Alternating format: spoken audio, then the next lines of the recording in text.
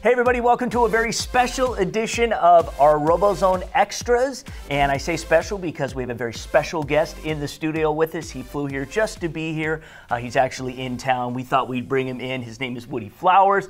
For you, that is no surprise, but he is a professor emeritus at MIT and a distinguished advisor with FIRST. Fantastic, and I heard exciting things are happening in Michigan, so I had to come.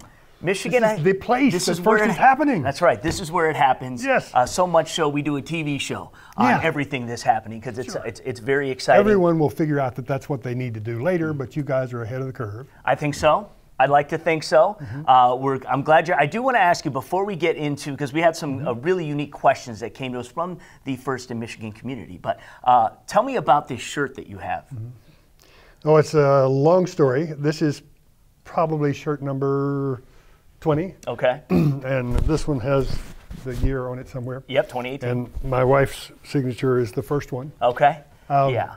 It's just adorned with a variety of signatures. When I used to start all the events, the teams gave me lots of things. Yeah. And I wore a vest, and the last vest that I wore weighed 26 pounds, and getting it through security in the airport was a big deal. A challenge. So I wanted to have a way to say no thank you to gifts, because I had lots of gifts. Yeah, yeah. And it was nice to be able to say, can I have your autograph instead? Yeah. And it's turned out to be really a wonderful thing. It's a great way to meet people, because you end up talking to somebody while they're signing them. Yeah, exactly. And it breaks a kind of formalism. Yeah. And so I think it's a nice thing. Yeah, and I think it's great. I think I have a bunch of shirts that I would donate to a team if they could figure out something clever to do with them, like raise money or something. Because, by the end of the season, maybe 1,000, 1,500 signatures. Insides, quite often are full. Yeah. And I have several U.S. presidents' signatures. They all have dean and all the aristocracy of FIRST. Yeah. And more importantly, they have I have lots of future Nobel Prize winners' signatures on my shirts. So they're going to be very important someday.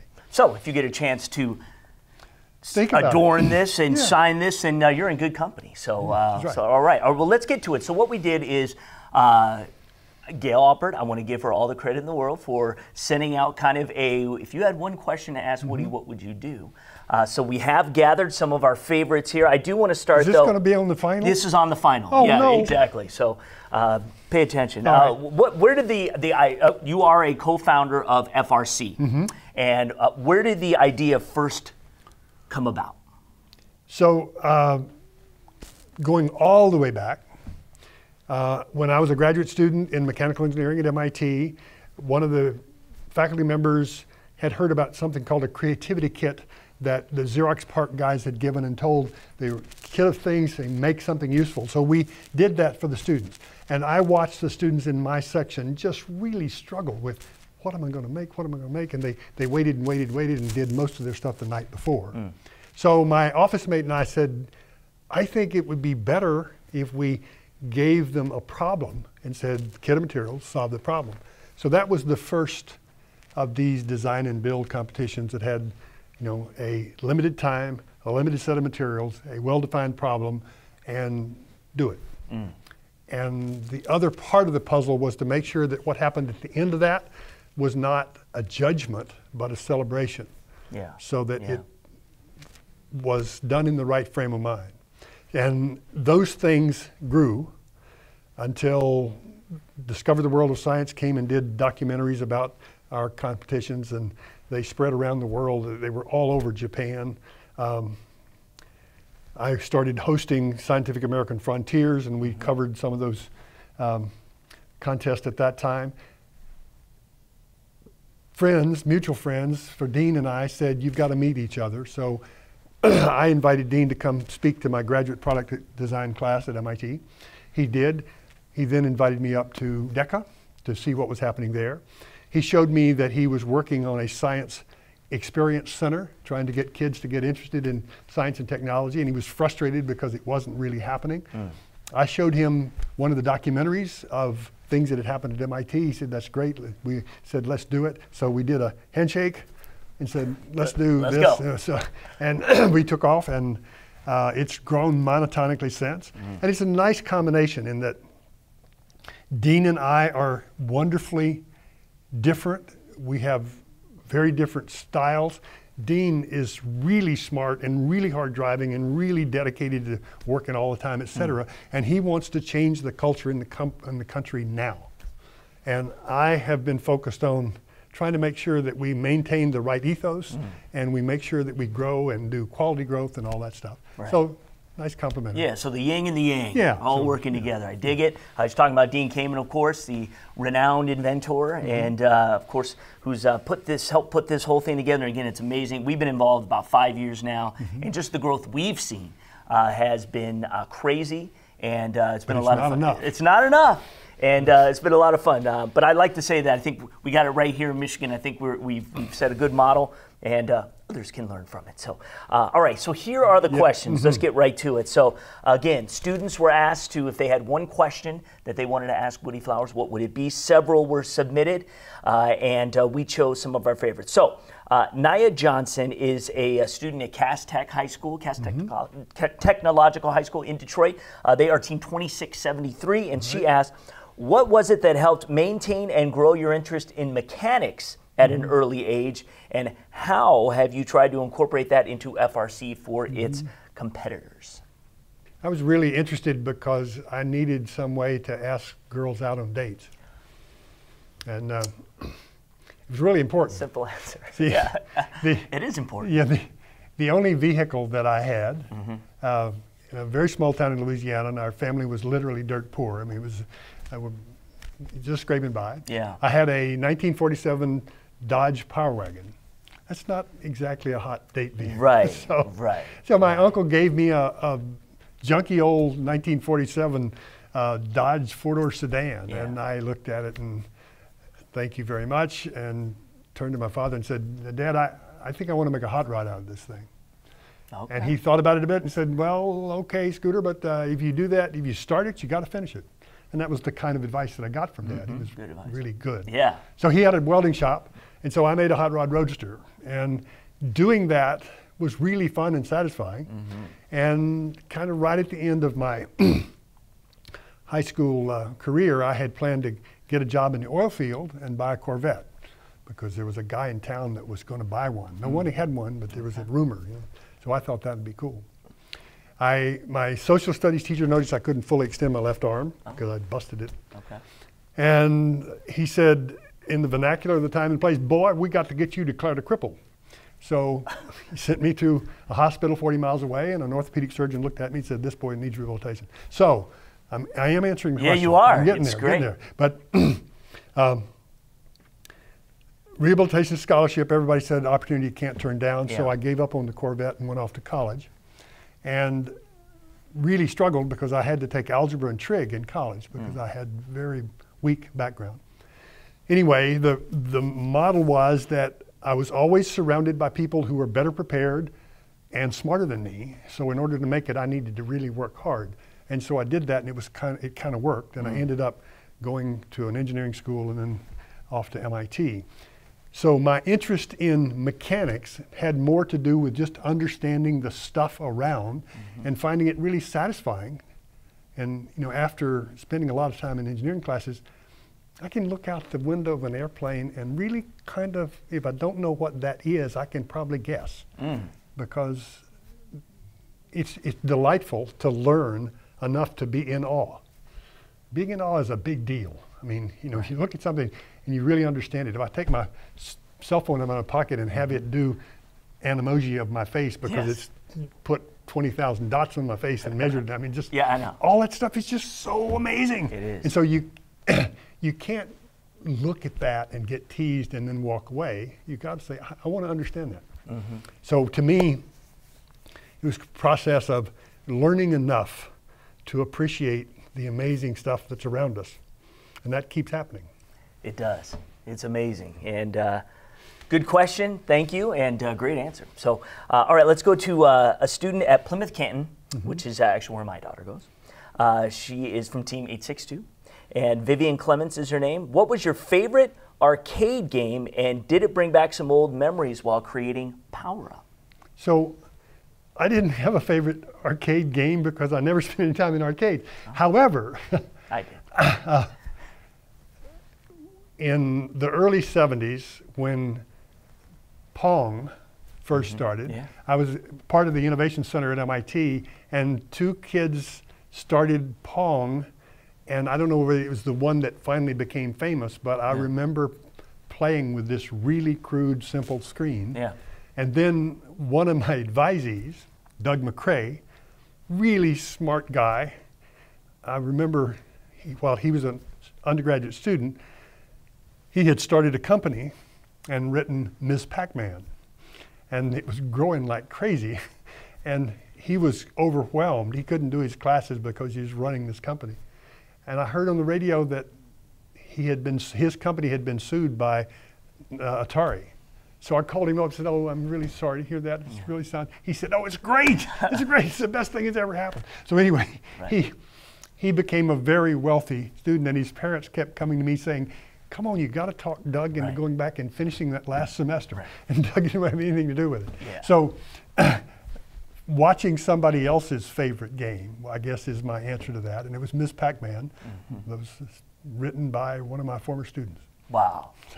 Awesome. Awesome. All right, so Dallin Dunn, who is a student at Dexter High School, 3656. The power cubes are 13 by 13 by 11. This is not a cube. Why are they called cubes? Whose idea was that? Those are alternative cubes. Okay, alternative cubes. Exactly. This is the world we are in now. You know, truth doesn't matter anymore. It looks like a cube. Yeah. So this is a testimony to Washington, D.C. There you go. Short and simple, absolutely. All right, if you were starting the first program today, would you do anything differently? And this is from a mentor, a coach from Novi High School, Team 503, and his name was Tom Pospisil. Probably not very differently, because, see, I don't understand first.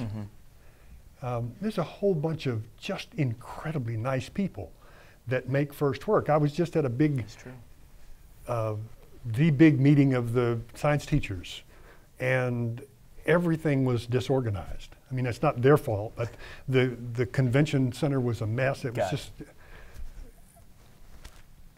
FIRST is a whole group of people who make things work, and they have a lot of focus. And so we have done some really stupid things in FIRST, and the community has forgiven us. We've bungled some stuff, but there's something in the water, there's something in the culture, there's something about the ethos of FIRST that makes people keep coming back and saying, we had a little trouble, we're going to fix it. And I don't understand that. You know, the kids in FIRST are so ridiculously nice to me, and I love it, but I have no idea what that's about. So whatever we did happened to be a reasonable combination of things that seems to be fairly robust. Yeah, there's no question. There's no question.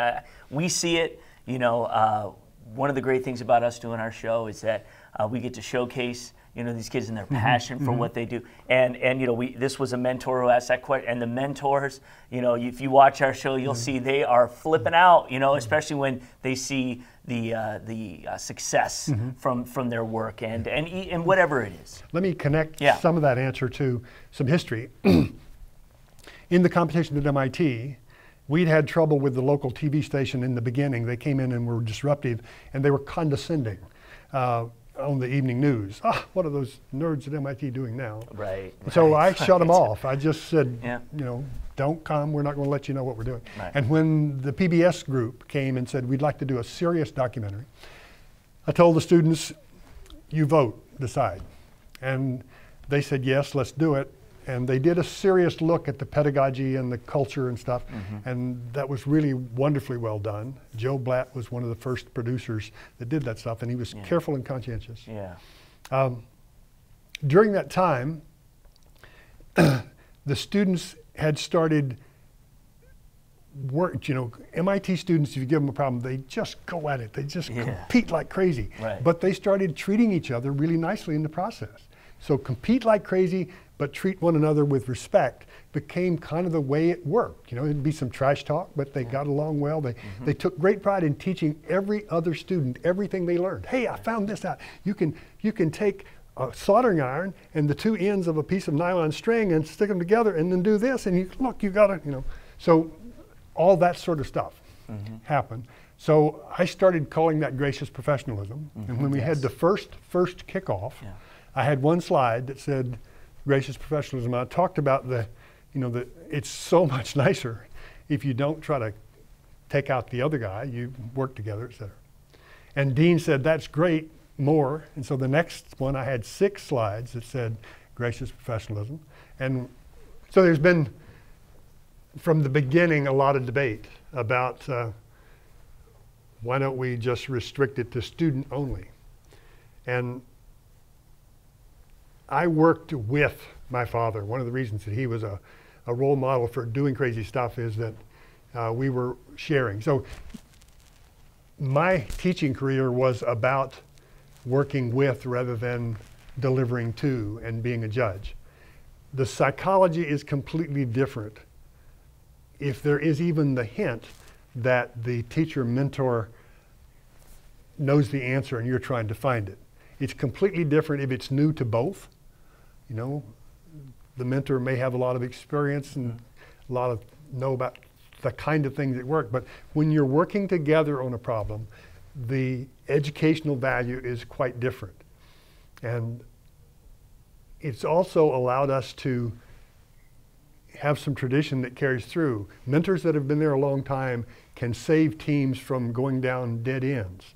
So that the bar for first has to continuously be raised. They have to get better all the time. The challenges have to be more without completely losing the rookies. So it is a real challenge, but I believe that it still makes more sense to make sure that you're working with the mentors rather than, quote, for them. I believe that true education is not about learning codified content. Right. It's about developing a self-image that allows you to know from personal experience that you can do something that's hard, that's intense, that's for others. You know, you make your own list, but it's about learning how it feels to lose a match and not behave badly, but to behave responsibly. When you go home at night and you have that little shot of emotional endorphin, and you think, yeah, it felt pretty good. I think I'll do that again. Yeah. I think that's what real education is about. And a whole bunch of people never get a shot at that. Yeah. They grow up in, you know, I fault reality television for making humiliation entertainment. Right. That's stupid. That's really stupid. I know. You know, we can do better. So in first, I believe that the right stuff, and it's scary to have somebody say right stuff, I apologize, but the stuff that's celebrated in first is not controversial. Yeah. It's hard work, it's gracious behavior, it's thinking hard about what you're doing, et cetera. So I think it's good. It is. It's interesting. I'll give you an example. We were in West Michigan last week, which is one of the oldest districts. It used to be a regional, great, where all the great teams would come and compete at. And so we have a great West Side contingent from here in the state of Michigan. And it's funny because in our finals, I always go up to them when we're about to have a final. I do an introduction on the show to kind of just set the table for what they're going to watch. And so they said, well, you know, there's a good couple storylines. You know, our team here, you know, helped start that team there, you know, and so now you're going to go up against each other in the championship. So I'm like, all right, so, you know, you're ready. You just want to take them out, right? And show them, you know, that, you know, you were no longer the people. They're like, no, it's not like that. So I tried to get it going, and they don't want any part of it. They're just as buddies as much, however it is. And hey, you know, it's good on them. It's good on them. So we want to ask you one more thing from, I think it's Magana Kita from Troy High School, Team 226. Many of us view you as a role model, but who is your role model? I think both parents and my sister, I guess, family. My father is probably the role model that's most relevant to first stuff because he was a terrible businessman, but a wonderfully clever person. You know, he, with a welding shop, built belt-operated clamshell diggers, built loggers' dreams, machines to haul things out of the forest. Incredible crazy. Our hunting and fishing rig was a 24-foot collapsible trailer with a deer stand that folded down over the front of it, et cetera. So he built stuff all the time. And he invented a thing called a slab kicker, which was a way to get the slabs cut from logs at a sawmill away from the sawmill for disposal. Wow. So Dad didn't have peer review process like you have in the academic world. So he would go around town and say, hey, I'm going to take a thingamajig and a wizard and put them together and it's going to be a Wemets. Yeah. And people would say, Abe, you crazy SOB, you can't do that. Right. And then he'd go do it and take great pride and go around and say, see, I did it. You know? Absolutely. And I think learning that, kind of being a little bit edgy, I mean, I'll bet my tenure case at MIT was interesting. Because I had taken a different path. Okay. And I'll bet there was some really interesting discussion about, this guy's a little weird, you know. Yeah. He's been doing this stuff, you know, I don't know. Right. So right. I think mimicking my father with regard to being willing to take some chances and doing it a little bit differently was good. All right. But my mother was another influence, and you know, and my sister was all-state basketball player and valedictorian of everything that she was ever in, including her college class. Wow. So I was always the little brother who had, you know, a lot to live up to. Sure. So all the family members were really good. I also had some amazing professors in school. All right. Yeah, absolutely. Okay, one last question, and that is just the fact that we're a month away, and Worlds are here in Detroit. I know. What do you think about that? Well, I think we're ready. It's scary. It is. Yeah. New city to learn, and I'm sure that all you folks in Michigan are getting ready for us. So I think we'll knock it out of the park. All right, this has been another edition of WDW, Woody Dropping Wisdom, and we appreciate it very much, and we can't wait to see what happens at Worlds. We'll have a big time. All right.